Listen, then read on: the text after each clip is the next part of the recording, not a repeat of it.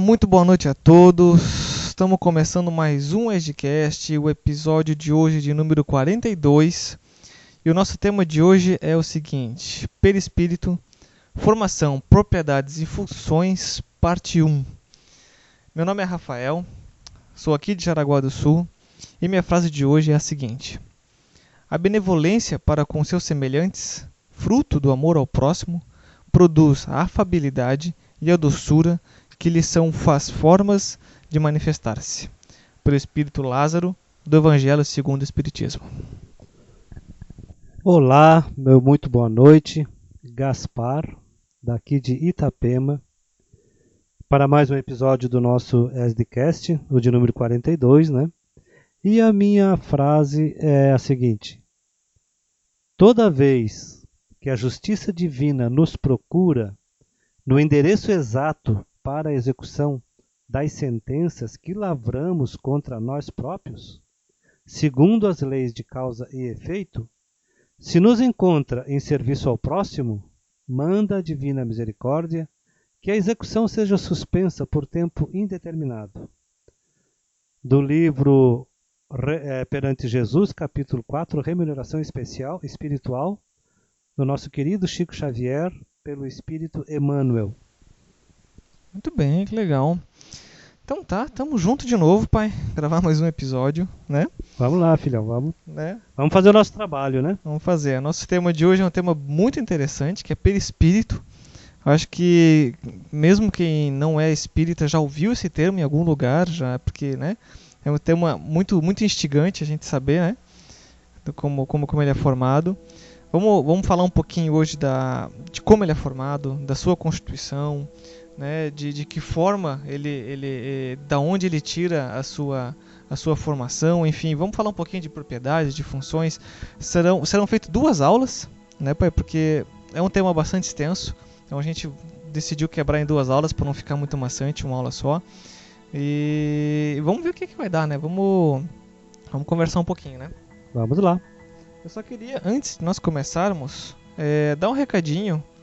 Queria mandar um abraço para Raquel Talarico, que está nos acompanhando. Ela vem nos acompanhando já há algum tempo.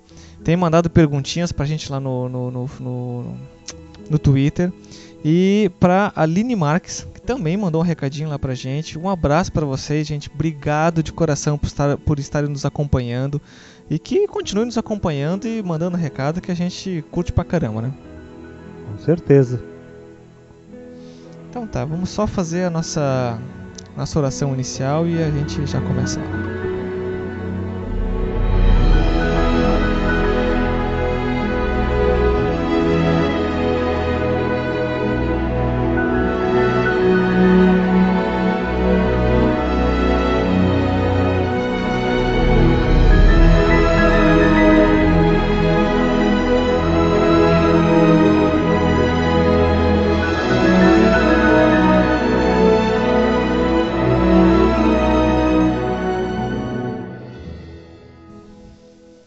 Vamos elevar nosso pensamento a Deus, a Jesus. Vamos nos concentrar esse minuto. Vamos pedir a Deus a presença dos bons espíritos conosco. Vamos pedir a sua luz, a sua companhia, para que consigamos transmitir a aula de hoje com sabedoria, com consciência. Que os espíritos de luz estejam presentes junto dos nossos ouvintes, que estejam ajudando e clareando a mente deles também. Enfim, que a espiritualidade ajude também quem está do lado de lá, no mundo espiritual.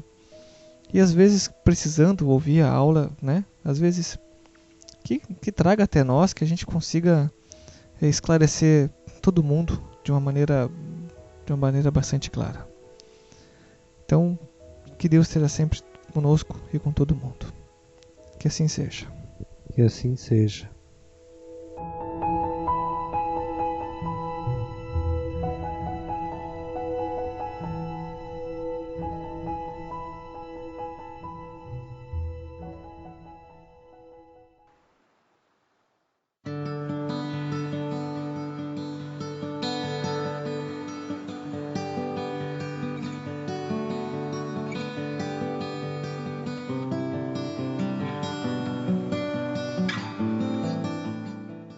Muito bem, pai.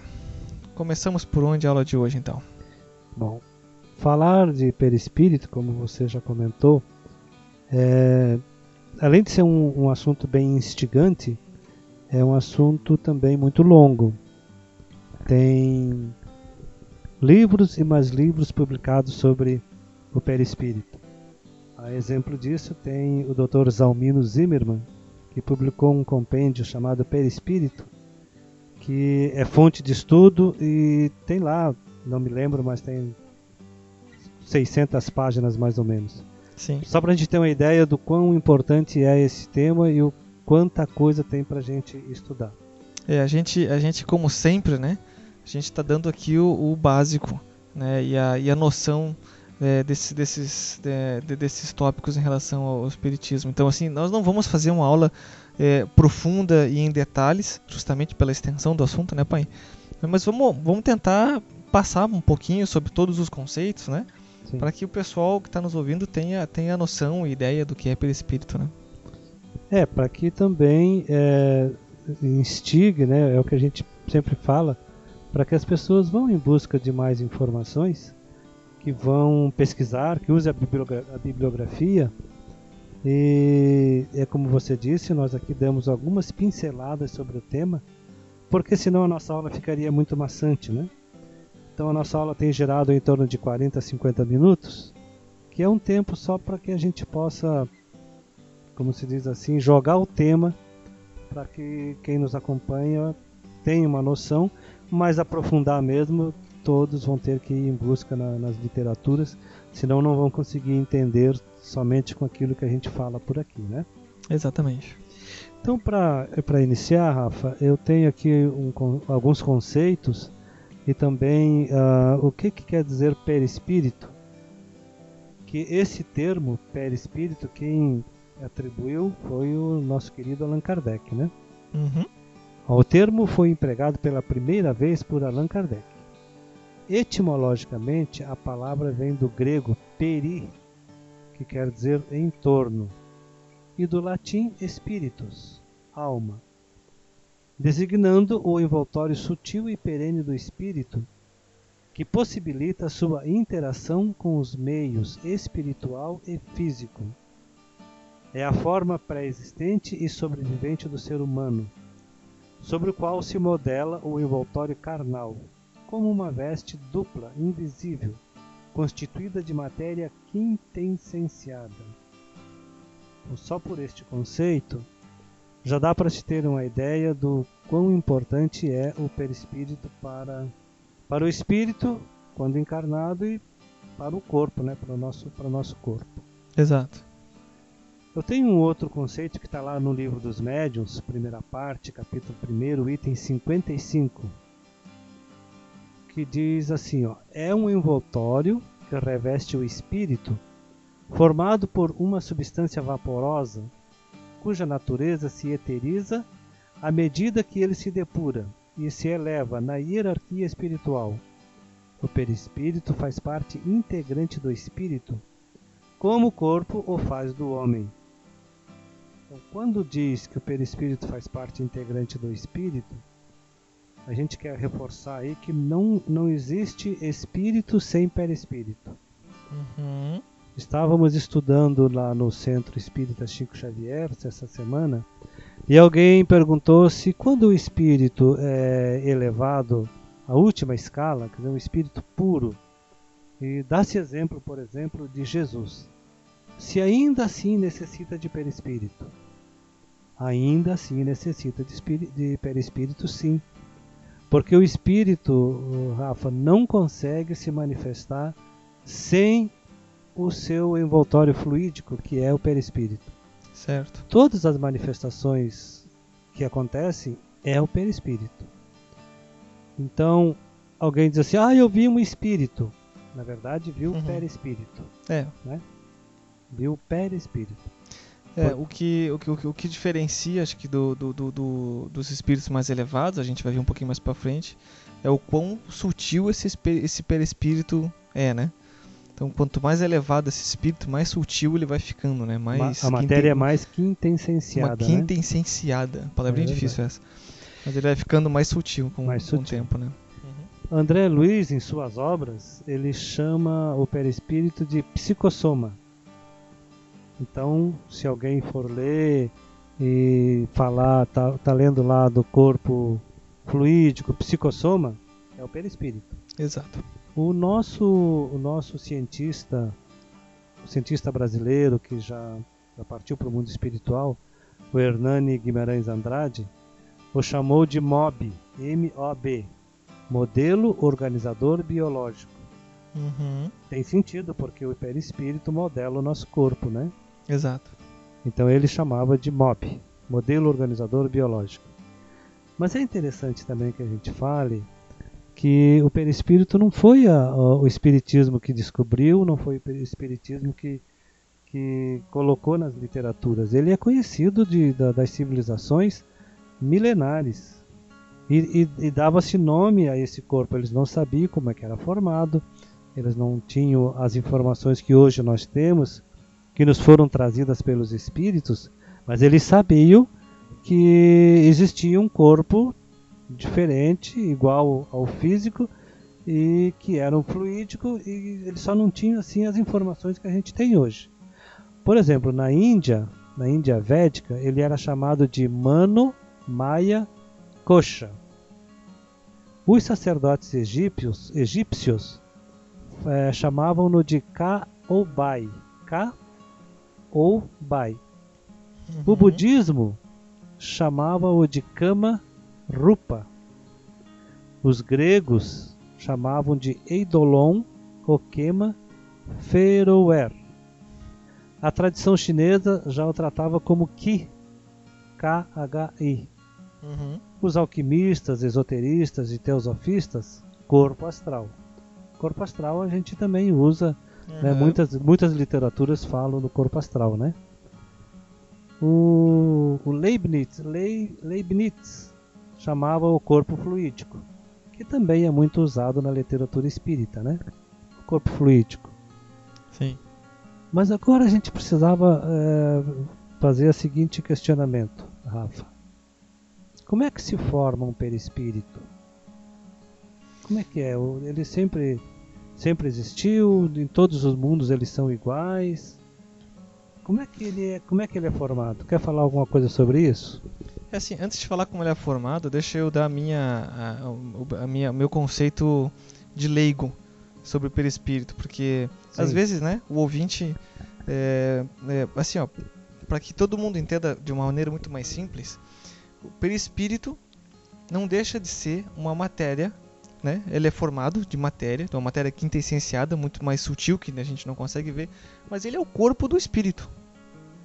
De um modo muito geral, muito simplista, é o corpo do espírito. Alma, o corpo, né, que envolve o espírito, que né? envolve o espírito. Isso. A alma, o espírito, eles não são livres sem que haja um envoltório.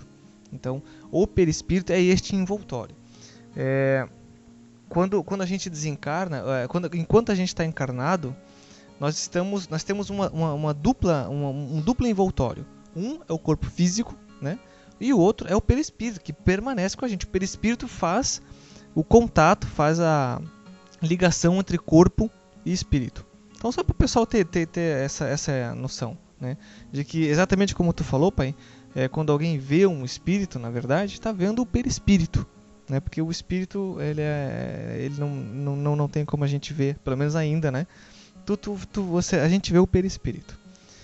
Agora, voltando à tua pergunta, como é que ele é formado, né? Isso a gente já vinha tratando nas primeiras aulas desse novo módulo, do módulo científico, de fluido cósmico universal.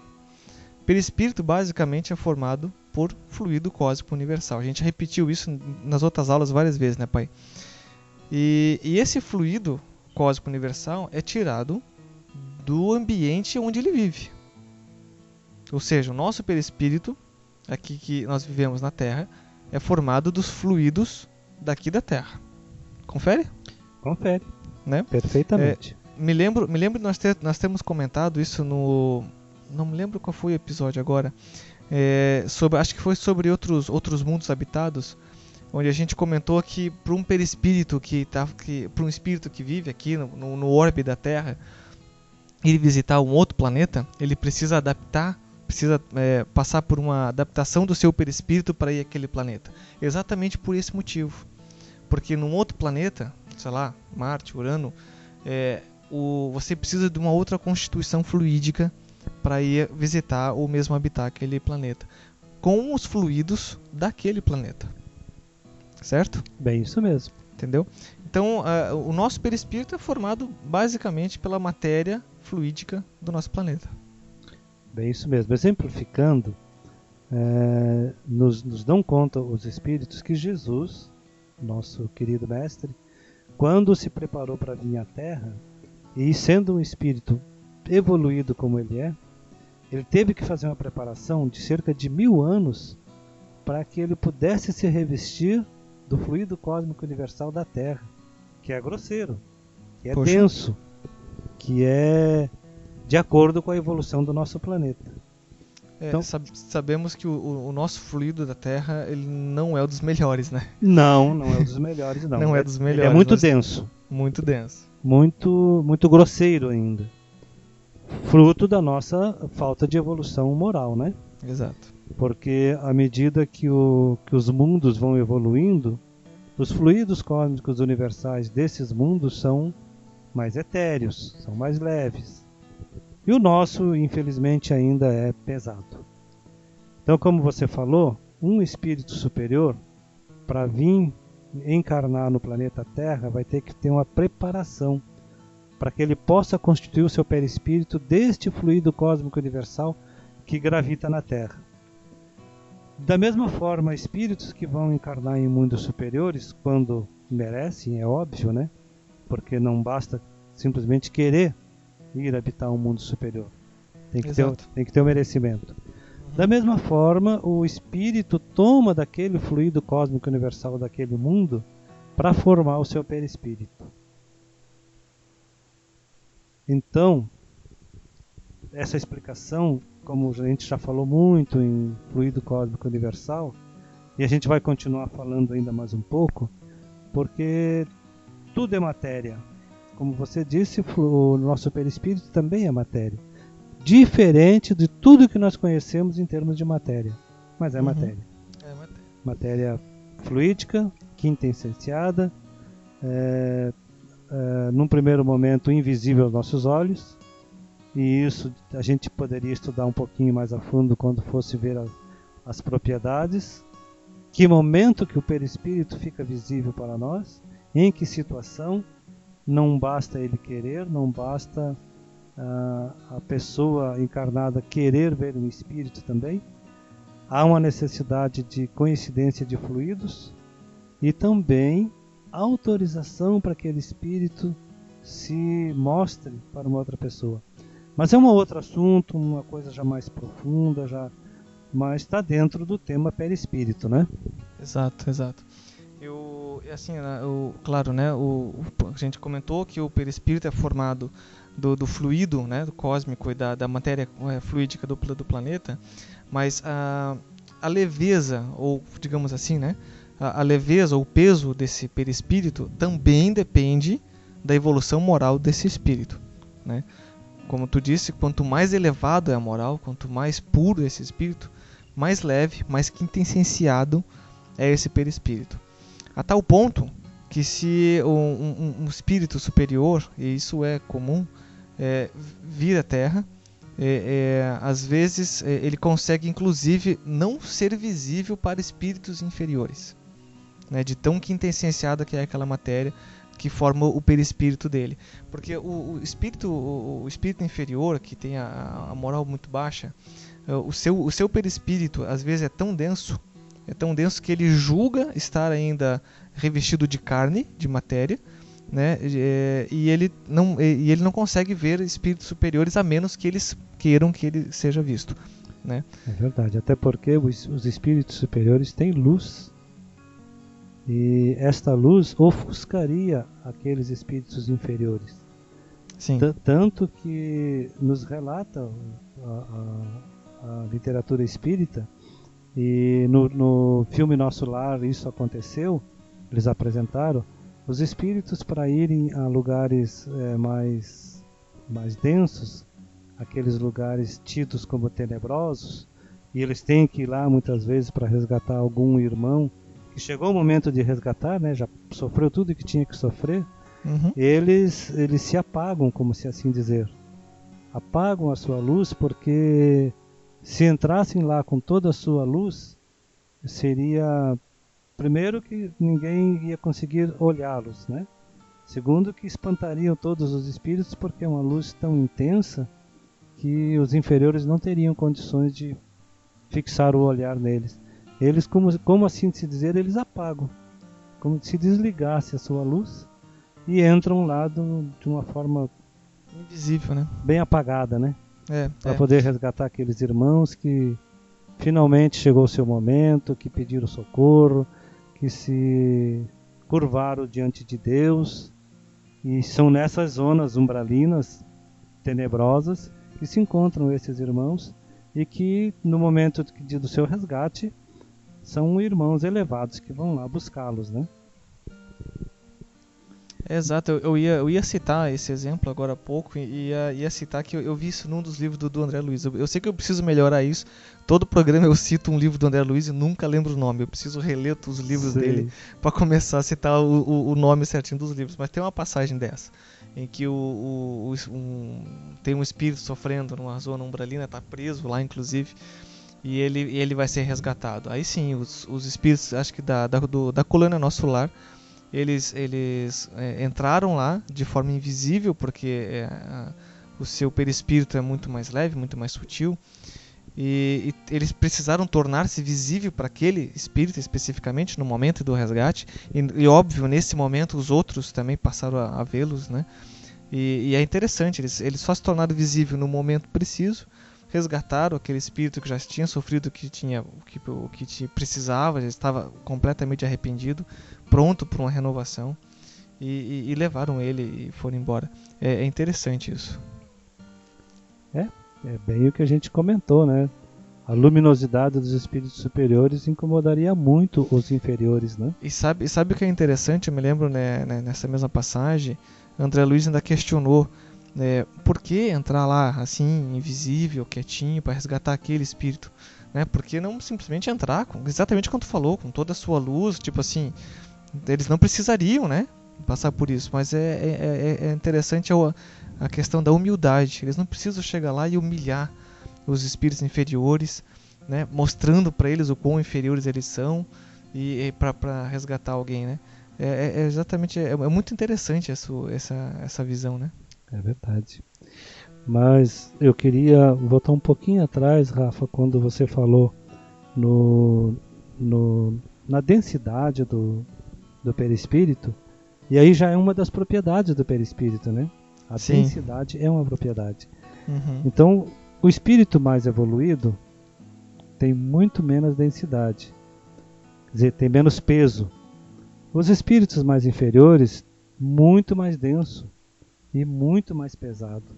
Então essa é uma das propriedades do perispírito, e esse peso, como se assim dizer, chumba o espírito nos lugares inferiores.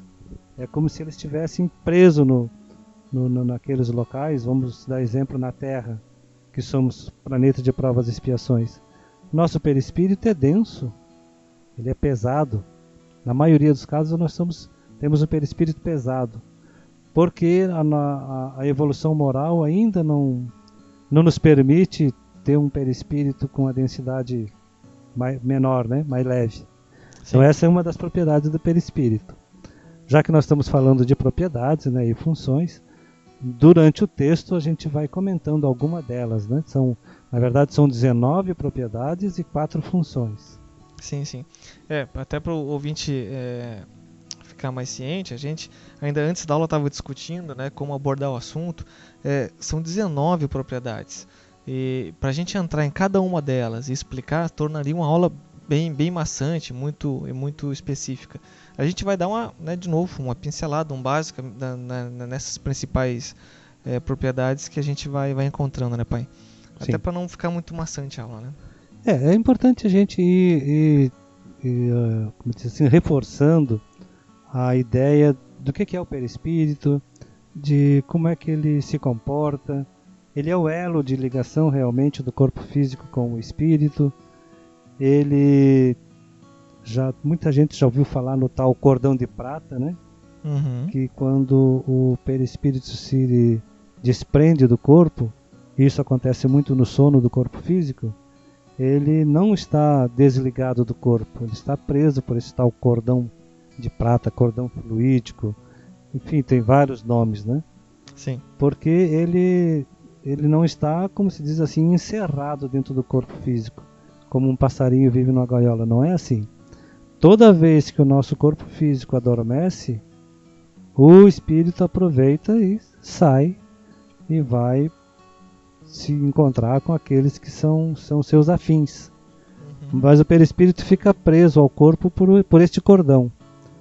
Tanto que se o perispírito estiver fora e alguém chegar para, vamos supor assim, para assassinar aquele corpo, ele imediatamente volta ao corpo, como num raio, e já volta ao corpo, porque não tem como matar o corpo sem que o espírito esteja no corpo, né, para depois se libertar novamente.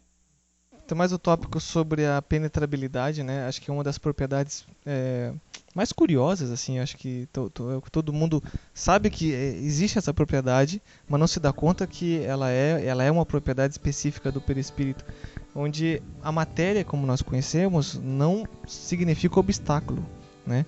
Ele consegue atravessar portas, paredes, janelas, sem que haja obstáculo algum. Essa é uma propriedade de penetrabilidade que o perispírito também tem, né? É verdade. E, nem todos os espíritos têm consciência que eles têm esta propriedade, sabia? Sim. É muito comum espíritos abrirem portas, né, subirem escadas, caminharem, andarem, porque eles não têm consciência ainda que não precisam nem caminhar e muito menos abrir portas para entrar. Eles podem simplesmente trespassar. Mas nada realmente lhe opõe ao espírito, né? Pode ser um cofre de paredes de ferro com grande espessura, nada. Porque se não fosse assim, os espíritos não apareciam dentro da tua casa, né? Bastava fechar porta e janela. Como é que o espírito vai entrar? Exato. Entra exatamente porque a matéria não lhe opõe resistência. Então esta é uma das propriedades do perispírito, que se chama penetrabilidade. E interessante também a gente falar que o perispírito, ele é perene, é eterno, né? Não vai se extinguir nunca. Ele vai existir sempre. Por isso, no começo a gente falou que o espírito nunca prescinde do perispírito. Por mais evoluído que seja, ele sempre terá o seu perispírito. Chega até mesmo se confundir com o espírito, de acordo com a evolução. Mas todo espírito tem necessidade de ter o seu perispírito. Lembrando que o perispírito evolui de acordo com o teu progresso moral, né? A cada encarnação, a cada lição aprendida, o teu perispírito vai se depurando, vai ficando cada vez mais leve, cada vez mais quintessenciado. Como tu falou, ele é eterno, vai te acompanhar por toda a eternidade, junto com o teu espírito, mas ele evolui, ele torna-se mais sutil com o passar do tempo, com o passar da tua evolução, né? É bem isso mesmo. Outra coisa interessante a respeito do perispírito, que ele é indestrutível, né? Indestrutível. Fogo, calor, gelo, nada destrói o perispírito. Nós sabemos que o Sol, não sei precisar quantos 1000 graus de calor existe no Sol, é uma estrela habitada por alguns espíritos. Olha, interessante, né? É interessante. Interessante. Por exemplo, Assim, apesar da gente ler na teoria, é difícil a gente imaginar, né? é verdade. A gente sabe da teoria, mas para tu pensar na prática, é um outro tipo de matéria, é um outro tipo de formação que não está sujeito às mesmas leis da matéria que a gente conhece, né? É verdade. Então, o Sol, que é uma estrela absurdamente gigante, de uma gravidade, tem um campo gravitacional extremamente forte, é difícil a gente imaginar um espírito vivendo ou nele ou no seu orbe próximo a ele, né? É verdade. Mas tem que imaginar que é um outro tipo de matéria, não está sujeita às mesmas leis, está sujeita a outros tipos de leis, e que sim, é possível sim ter esse tipo de habitação, né? A gente sabe de outros planetas que são habitados também, como Júpiter também, que é um planeta gigantesco, tem um campo gravitacional absurdo que se um astronauta qualquer tivesse por lá, talvez nem conseguisse sobreviver. E sim, também é habitado por espíritos, e acho que, se eu não me engano, me corrija, pai, se eu estiver errado, é um planeta inclusive extremamente evoluído, são espíritos evoluídos que vivem lá, né? É Júpiter, né? Que é evoluído. E então, como eu já falei, embora seja difícil imaginar, é possível sim, né? Esse tipo de habitação, né? É difícil, mas a gente não consegue entender exatamente por causa da nossa evolução ainda um pouco acanhada, né? Mas nos dão conta os espíritos que houve no Sol 2 grandes reuniões de espíritos nobres e espíritos celestes. A primeira reunião que aconteceu no Sol foi para decidir a criação do planeta Terra. Jesus participou desta reunião. A segunda reunião de espíritos nobres, espíritos elevados, foi para decidir que o Cristo viria na Terra. E Jesus, Cristo, participou também dessa reunião. E elas aconteceram no Sol. Interessante. Parece meio fantasioso, meio... Parece uma historinha, né? Mas não é verdadeiro. E a gente só vai entender essas coisas quando primeiro nos evoluirmos. Depois, quando a gente estiver no mundo espiritual e com a nossa evolução já tivermos condições de entender, de compreender esses conceitos, esses ensinamentos que os espíritos nos trazem, e que às vezes é difícil de a gente entender e compreender e aceitar, porque a nossa evolução ainda não nos permite esse entendimento, mas a espiritualidade nos traz esses conhecimentos, essas informações, e é claro que a gente, estudando essa doutrina, a gente tem que concordar e aceitar como uma verdade, né? Mesmo porque para nós, pelo menos, né, pai, a comunicação com os espíritos é um fato comprovado. Comprovado, né? Sem dúvida nenhuma. Como Kardec sempre fazia, é claro que a gente tem que ter um bom senso, tem que avaliar sempre a mensagem que está sendo recebida, seja ela de quem for, né, confrontar com outras ainda, e ter o senso crítico de separar o que é fantasioso, o que é verdade. A gente sabe que no mundo espiritual existe todo tipo de espírito, né? Sejam eles evoluídos e sejam eles os que não são evoluídos e que às vezes vêm justamente para atrapalhar a gente. Então, de todo o material que a gente lê, é claro, a gente se baseia nas obras básicas da doutrina espírita, que é escrita por Allan Kardec.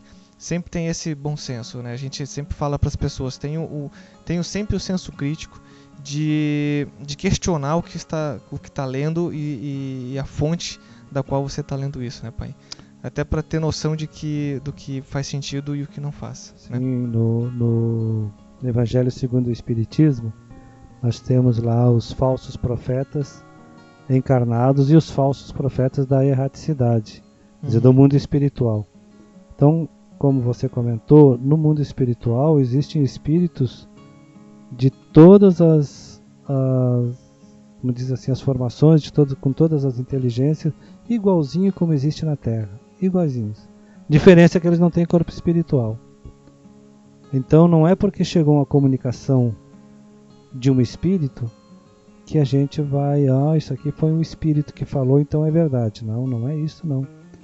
Kardec foi muito rigoroso com a codificação, porque ele perguntava, ele insistia com outros espíritos e só colocava no papel quando ele tinha convicção de que aquela resposta era realmente a verdadeira, era de acordo com os ensinos dos espíritos.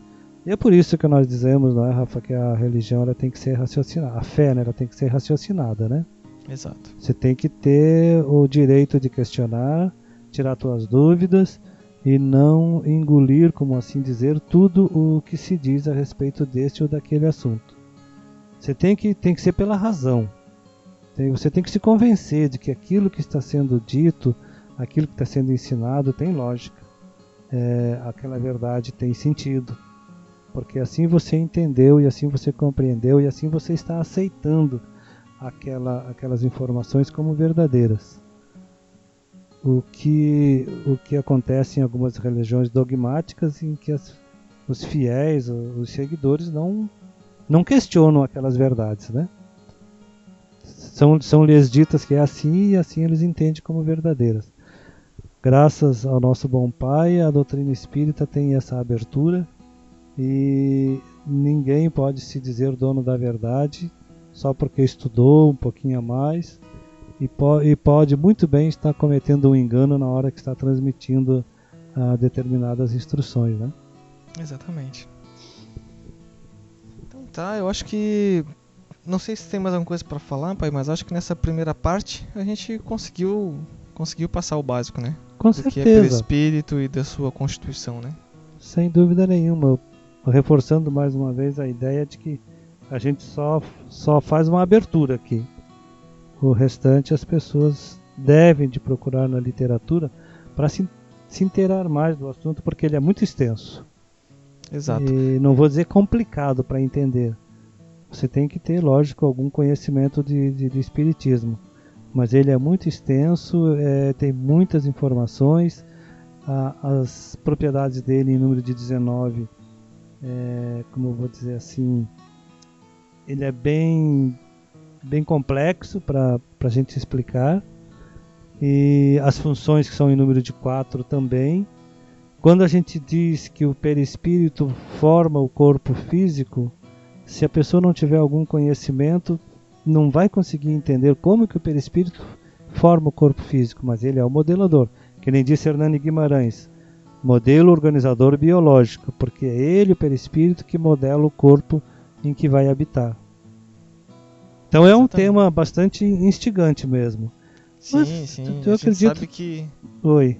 A gente sabe que, como você falou, ele modela, tem muitas doenças que a gente tem, elas já vêm da constituição do perispírito, às vezes de encarnações passadas, onde esse perispírito ficou marcado, ficou com a mancha, com as impressões de uma vida desregrada, de uma vida, né, longe da moral. Então, quando ele encarna, ele traz junto isso e consegue modificar aquele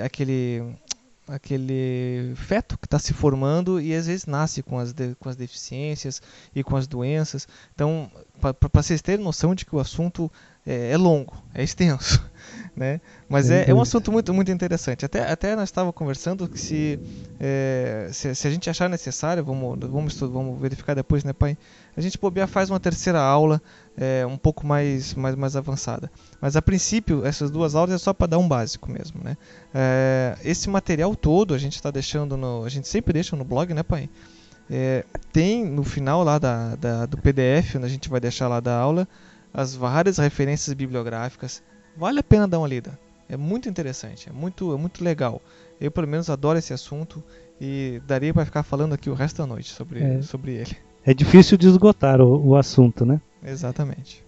Mas, dado o nosso recado, vamos então encerrar nosso trabalho, né? Nossa aulinha. Vamos fazer a nossa prece final. Muito bem.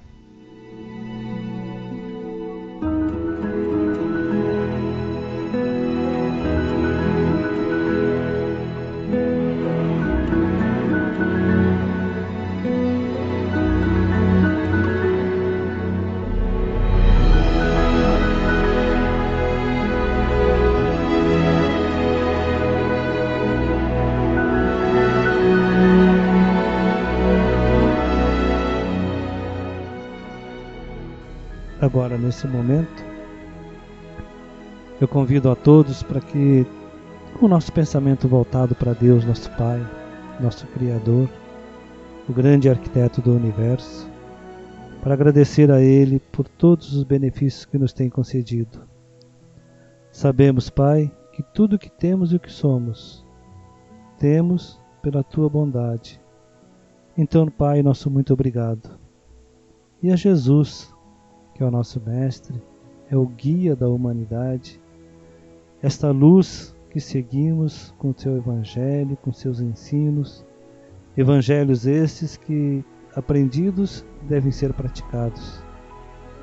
Que só a prática do bem, do amor, da caridade, da paciência, da tolerância, que nos habilita para que um dia possamos estar mais próximos de Jesus e de nosso Pai Criador. Então, assim, em Teu nome, querido Mestre, em nome do nosso Pai, dos Espíritos amigos que nos acompanham e do anjo de guarda de cada um de nós, nós encerramos a nossa aula dessa noite, como de costume, rogando a Ti, Jesus, que o Teu amor e a Tua paz esteja no coração de cada um de nós. Que assim seja. Que assim seja. Então tá. Mais alguma coisa para dar algum recadinho aí, pai? Não, tá tudo tranquilo. Então tá, gente. Fica aqui o meu muito boa noite e até a próxima aula. Da minha parte também, muito boa noite. Fiquem todos com Deus e até a próxima aula.